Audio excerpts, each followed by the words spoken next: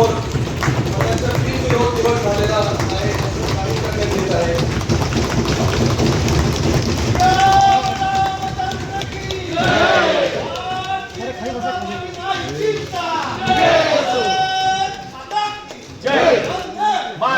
आता बिनविरोध निवडणूक प्रक्रिया पार पडली असल्यामुळे आता आपण उपमहापौरची निवडणूक प्रक्रिया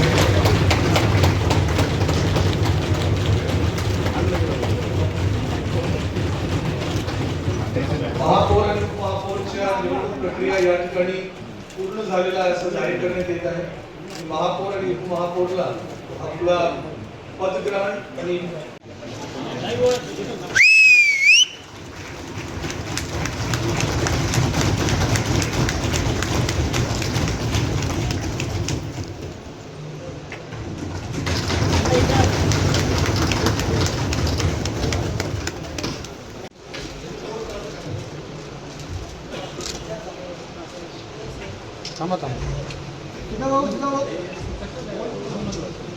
सिंगल फोटो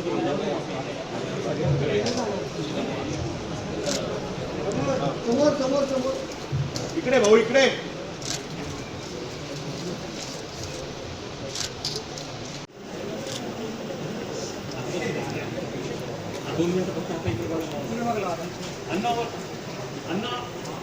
सर्वप्रथम सर्व सभागृहाचे मी खूप स्वागत करते, आभारी आहे. सर्व सन्माननीय सदस्य.